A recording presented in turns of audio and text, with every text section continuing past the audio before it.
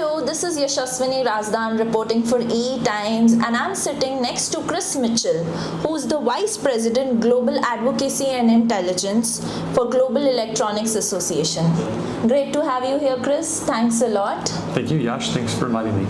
So, what brings you to Delhi? What brings you to India? I'm pretty sure this sweltering heat is not the reason you've come here. Has been warm. I'm excited to be here because as an association that represents a global industry, we are in the process of building out our global advocacy team as well as a global industry intelligence team. And so one of the reasons I'm here is because we're growing that team here in India, and that team in India will be a team that supports not just India but Southeast Asia as well. We're called to do this because our members, some of the leading companies in the world,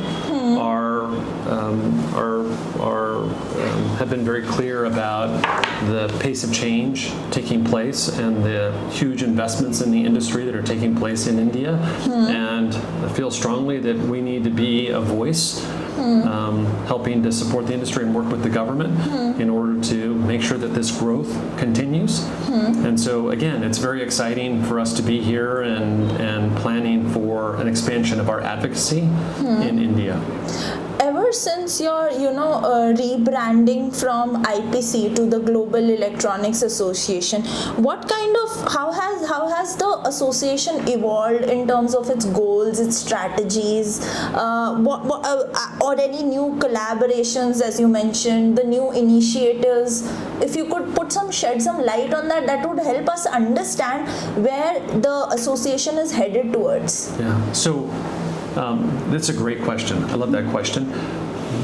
In many ways, this brand, Global Electronics Association, it's what we felt like we had become organically, right? When we were founded as an organization in 1957, we represented one part of the industry and one part of the world. And yet today, we have over 3,000 members. They span the entire electronics value chain.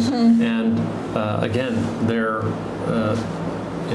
around the world. And so we, as an association, have a commitment to serve those members wherever they are. And moreover, we're doing so in a period of rapid change. And so we want to make sure that we are understanding the needs of the industry and we're responding to those needs. I'll give you a good example. Sustainability is one of those issues that can't be solved within the walls of one company or the borders of one country. True. And so it requires global collaboration, not just in terms of design, not just in terms of manufacturing, but also in terms of fulfilling the requirements set out by government. And we want to strengthen supply chain resilience. We've defined supply chain resilience in order to better structure our work with industry. Number one, we want to make sure that countries are thinking proactively about the kind of investments that develop domestic capabilities. Okay. Number two, this is a global supply chain. Countries need to make sure that they are safeguarding access to that global supply chain. That is to say that no country can do everything. Yes. And so if you want to be a leader in electronics manufacturing, if you want to be a leader in exports, you better be a big importer as well. China is the biggest exporter of electronics. It is also the biggest importer of electronics. True. This is not an accident. This is a feature. And so this is that second key point that we make about safeguarding access to global supply chains. The third is harmonization, global harmonization around technical standards, around things like sustainability, around workforce. We have an industry that relies heavily on standards in order to facilitate these global supply chains. True. And so we believe that countries and companies need to be heavily involved in working together to make sure that those standards, that the credentialing programs for our workforce are in line with what industry needs are. Number 4, it's a lot about building towards the future and investing in innovation. Yes. And so we believe governments need to support innovation because we are seeing this rapid change take place in not just what is being manufactured, but how we're manufacturing those products. And finally, it requires greater visibility into the supply chain. And while we have some areas of the supply chain where we have very good visibility, True. like silicon fabrication, Yes. there are other areas of the supply chain where the data is not as strong. And so we need to have far better data about the industry and demand within our industry in order to make sure that we are furthering supply chain resilience. Speaking about supply chain resilience, I wanted to understand where do you see the biggest, because supply chain starts right from the initial design process to the end manufacturing, and then we get the end product, an electronics product. So where do you see the biggest gaps today between the design innovation and the manufacturing capability? I'm asking this, the reason why is India has big aspirations, where we are talking about designing 3 nanometer chips and all of that, but manufacturing capability is something which is still a question.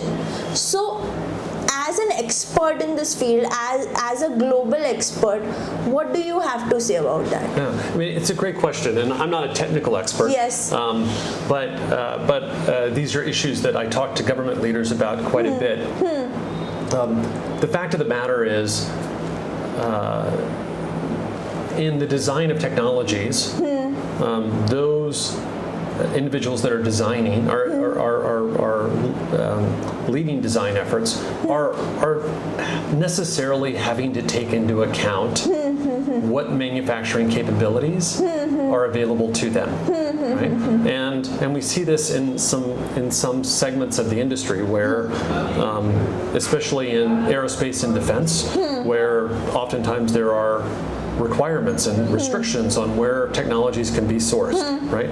And if the technologies they want are not available to them, they dumb down their designs, right? Which is a concern, right? And so there definitely needs to be greater collaboration between those who are designing technologies and those who are informing the manufacturing policies in order to make sure that there is a greater connectivity between the technology trends and ensuring that the technologies, the design for technologies are consistent with the kind of investments that are being made in manufacturing capabilities. That is to say, we need to make sure that there is alignment between the investments that companies and countries are making and the design requirements. And oftentimes we see that there is a gap. Okay. There's a chasm between these two communities in a way that then leads to greater vulnerabilities and oftentimes doesn't necessarily spur the kind of innovation that we would like to see. So what role does the association play in overcoming these hindrances? We focus a lot at the association on advanced electronics packaging. And within advanced electronics packaging, you have component level packaging and you have system level packaging. Okay. And on the component side, that's where the greatest attention has been paid. Yes. And there we have a lot of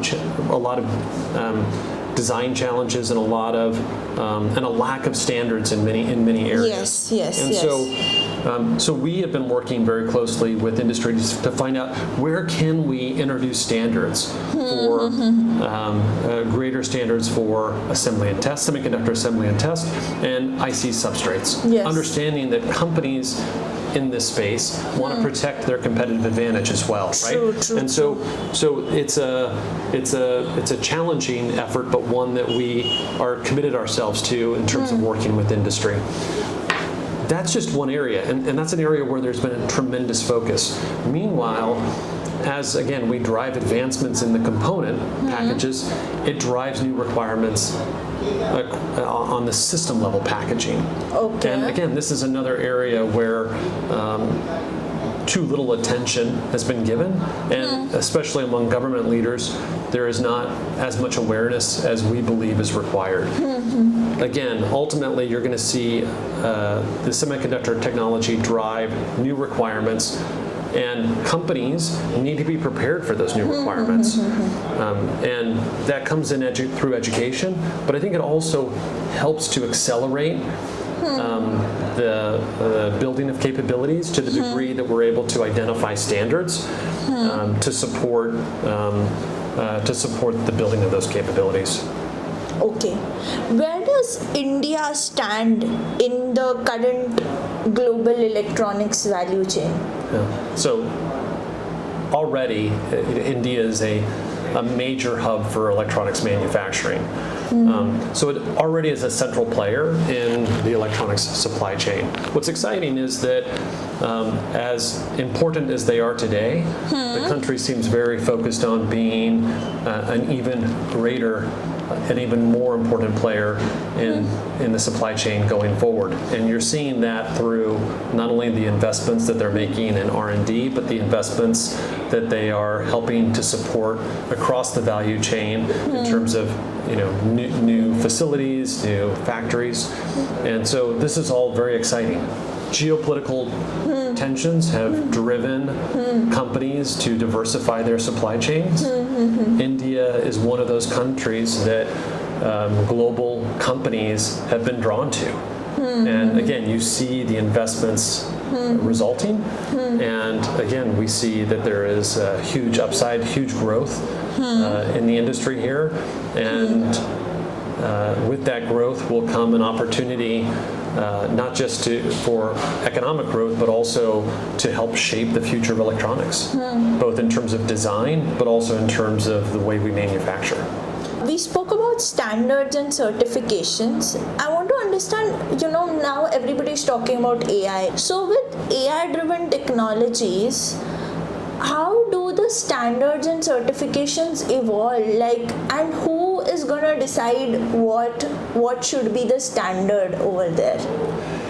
So I believe that although AI will increasingly play a role in helping inform the kind of standards that are developed, the reality is that it will require very smart people within our industry to continue to come together and make those decisions around standards, right? So this is not a case where all of a sudden in the future we're going to outsource standards to AI.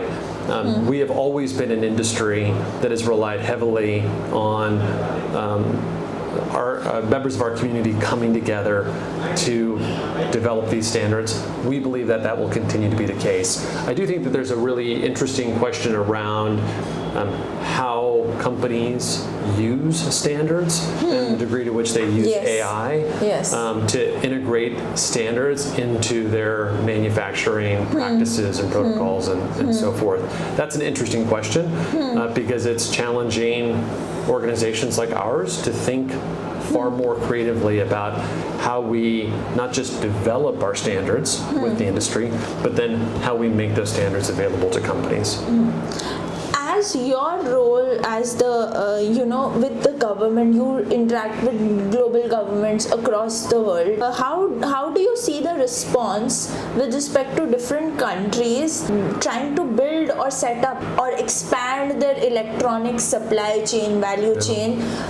What kind of opportunities do you see with respect to different regions, and what are the overall similar challenges that governments are trying to address? Yeah. So I've been struck traveling around the world, meeting with government leaders and companies, that there's a sense of insecurity everywhere. Okay. And that is to say that there is so much change taking place, and that our supply chain, our industry is so complex, the technologies are so complex. Every country has strengths and every country has perceived vulnerabilities, Yes. right? And they're trying to address those vulnerabilities, and they're trying to do so in a global landscape in which there is a sense of competition, a sense of a risk that if you don't make the investments now, you could get left behind. Yes. And so I feel this sense of insecurity feels palpable around the world. All that being said, you see companies, you see governments taking action to try to support the growth of their domestic industries, to strengthen relationships with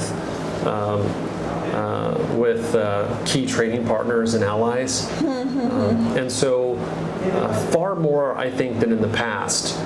And some governments are far better at this than others. Some governments understand our industry better than others. But I think almost across the board, you see governments taking greater stock of the risks and opportunities related to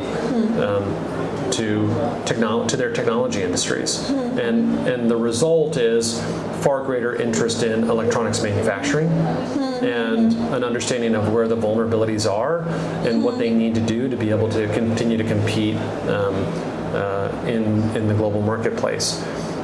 Again, this understanding, this awareness, the response is not equal around the world. I look at I spend a lot of time working with U.S. leaders, and I still believe that we have an uphill battle, a challenge, helping U.S. government leaders understand this ecosystem that supports electronics manufacturing. Interesting. The electronics manufacturing industry in the United States has eroded to such a degree that they don't fully appreciate just how vulnerable the industry is, the gaps and concerns it raises around national security, economic competitiveness, innovation. Something similar is true also in Europe.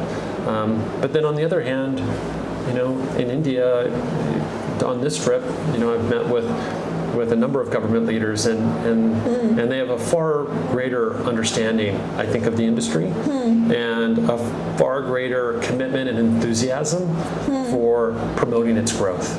And I think you see that in many countries around in Asia, and part of that is by virtue of the fact that we are seeing tremendous investment, and there is a sense of competition for that investment among many of the companies among many of the countries in the region. Where do you see the biggest gaps that India has to cross to reach, fulfill all those aspirations? In your conversations with leaders, you must have spoken about them as well, that these are the things you need to do, or some suggestions. If you could put some light over there. Yeah, so at the very highest level, I think that at the highest level there are some segments of the industry, areas of the industry where India's is making strategic decisions. For example, in the semiconductor industry, you see this very ambitious effort to build packaging, and we have a fab also. One fab is coming up. Exactly. So I think that those areas have gotten a lot of attention. I think that there's also a need to for the country to better understand where are its interests relative to the production of kind of the materials that go into electronics manufacturing. Yes. It's still very reliant on materials manufactured elsewhere. Yes. And so I think that's an interesting area to explore. And then we look at other areas like the printed circuit board industry, where you see a lot of interest in strengthening this part of the industry, and this effort is taking off. You're seeing investments, but we also need to make sure that especially for those more sophisticated assemblies capabilities, we can produce the boards here in India. Since you mentioned PCB boards, I'll come back to standards and certifications. From my conversations with the Indian electronics industries, the device makers, product manufacturers, most of them say that the Indian PCB boards do not live up to the standards that you get from outside of India if you get your PCB board manufactured outside of India, and even if you do get the same standard, the price point is higher. So what do you have to say about the first half of the problem, that is the standards? Do we have a standards body for PCBs, and ensuring that the quality manufacturers quality piece, because even for our mobile phones, which are we've become the largest mobile manufacturer, but we're not manufacturing the mobile phones. The PCBs it's an assembly on the PCB board. The PCB is made outside of India, it's not here. Yeah. So what do you have to say about that? What I see is India putting itself on that path, right? And now it wants to do so in an accelerated way, which is something that we want to support, but it will take time to develop that know-how, that workforce, and ultimately to develop the kind of capabilities that would then allow these companies to fabricate those boards domestically. Again, I think it is, everything, all of my conversations with PCB companies, they lead me to believe that there is a complexity to fabricating boards, especially high density interconnect PCBs. Yes. There's a lot that can go wrong. There are a lot of variables. Yield matters greatly. Yes. And so from that perspective, it takes time to not only gain the capabilities to build those boards, but then to do so at scale. Yes. But again, this seems like the path that India wants to follow, right? They want to be able to develop, to fabricate those boards domestically, and with the right kind of commitment and the right kind of investments and the right kind of workforce, we believe that will happen. Where does Global Electronics Association fit into this picture? What do you bring to the table? So, a number of things. Number one, we work with with the largest companies in our industry, right? And so that gives us an ability to convene the leaders in our industry and explore the major issues that may be slowing the growth of the industry, that may be slowing innovation, but also to draw dialogue and direction about where the industry and investments can be made. So again, I think that convening power that the association has is an important one. But beyond that, again, getting back to some of my earlier comments, this is a global industry, and with a global supply chain, and OEM customers, they are looking for confidence that the suppliers that they identify can manufacture, understand the standards that are associated with the requirements, but also have the skilled workforce. And so as a global organization working to develop those standards and credential the workforce, we're in a very strong position to make sure that, or to work with governments like India to make sure that the country is a very attractive place to invest. Right? Do you think that India will become a technology-specific ecosystem,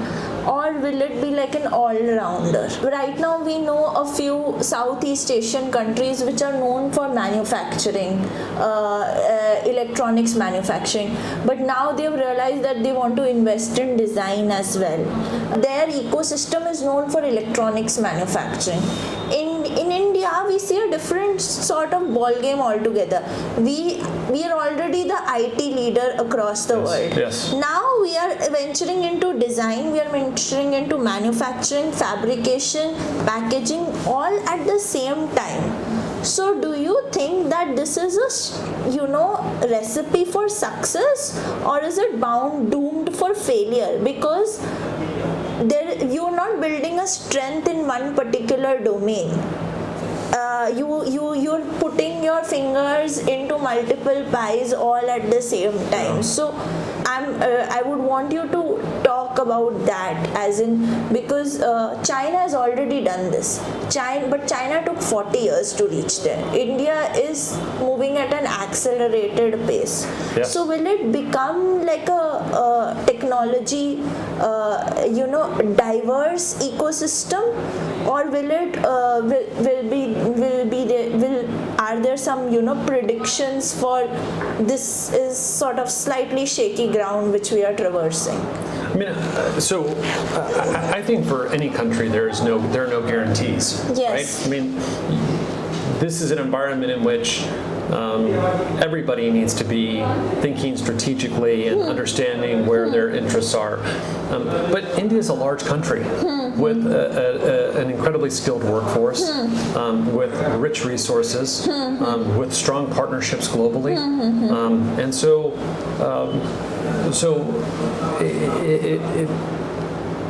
while the risks are there along the lines you've referenced, it also seems like this is one of those countries where there's an ability to take on multiple goals and achieve significant progress. Okay. Right? Now, obviously, as they think about the implementation of strategies to support different aspects of this ecosystem, there's probably a need to prioritize. There's a need to understand how it all fits together. And so, again, it's not without risks, but it's certainly, I think, exciting and I think promising, given the fact that that there is this intentionality around looking at the ecosystem. I mean, again, you've framed it in an interesting way, and that is to say, the government has looked at this ecosystem and wants to be a leader in every part of it. We think that, again, the countries that have the greatest success will be those countries that understand this ecosystem and develop strategies, electronic strategies that seek to harness that ecosystem. Again, not to say that every country can do everything. Yes, right? True. But understanding that ecosystem will almost be a base requirement, because ultimately, consumers don't buy semiconductor chips; they buy systems, right? Yes. And so, if you accept the premise that advancements in the semiconductor industry will drive requirements across the supply chain, the question is, which countries understand this best? Yes. And plan not only for leadership in the semiconductor industry, but then plan for leadership around being able to build electronic systems. I would like to close this interview at this note, because it's a very forward-looking statement and it tells us what the trend should be for governments to look at in the future across the globe, not just India. Great. It's been wonderful talking with you. Thank you so much. Thank you.